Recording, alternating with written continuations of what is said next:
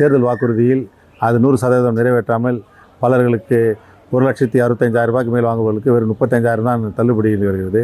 அது முழுவதுமாக தமிழக அரசு தள்ளுபடி செய்ய வேண்டும்.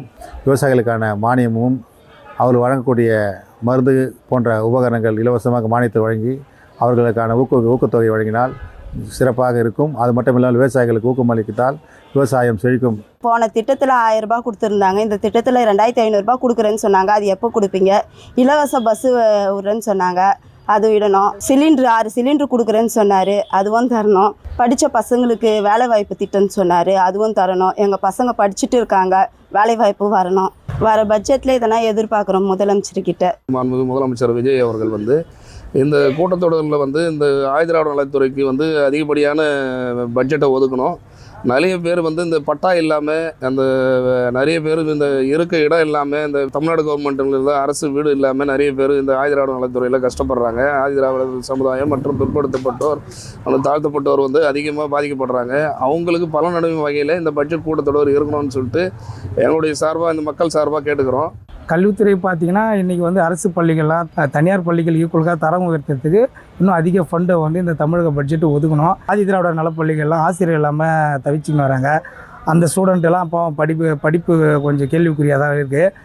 அந்த பள்ளிகளுக்கு ஆசிரியர்களை நியமிக்கணும். டிஜிட்டல் முறையில் கல்வி தரத்துக்கு உண்டான தரத்தை உயர்த்தணும். அப்போ தான் தனியார் பள்ளிகளுக்கு ஈக்குவலாக அரசு பள்ளிக்கூட தரம் உயரும். ஃபுட்டுக்குன்னு ஒதுக்குற பணம் கொஞ்சம் அதிக லெவலில் ஒதுக்கி மாணவர்களுக்கு தரமான உணவுகளையும் விடுதலை தங்கும் மாணவர்களுக்கும் தரமான உணவினை வழங்குவதற்கு அந்த ஒரு முன்னுரிமை எடுக்கணும். அதுக்காக பட்ஜெட்டு கொஞ்சம் அதிகமாக ஒதுக்கணும். 6 சிலிண்டர் தரேன்னு சொல்லியிருந்தார். அதுவும் இந்த பட்ஜெட்லேயே சொன்னால் ரொம்ப இல்லத்தரசி ஆகிய நாங்களாம் ரொம்ப சந்தோஷப்படுவோம். மகளிர் உதவித்தொகை 2,500 ரூபாய் தரேன்னு சொல்லியிருந்தாரு நம்ம முதலமைச்சர் ஐயா. இந்த பட்ஜெட்லேயே கொடுத்தாங்கன்னா எல்லா ஏழை எளிய மக்கள் எல்லாரும் ரொம்ப சந்தோஷப்படுவாங்க. பகுதி நேர ஆசிரியரை பணி நிரந்தரம் பண்ணுறேன்னு சொல்லியிருந்தாரு.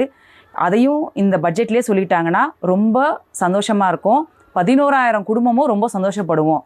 விவசாய கடனை நீங்கள் முழுமையாக தள்ளுபடி பண்ணுறதுக்கான அறிவிப்பை வெளியிடுவாங்கன்னு எதிர்பார்க்குறேன். ஏன்னா அங்கங்கே விவசாயிகள் போராடிக்கிட்டு இருக்காங்க. அதனால் அவங்களுக்கான நிலுவைத் தொகையை நீங்கள் அறிவிச்சிங்கன்னா ரொம்ப சந்தோஷப்படுவோம்.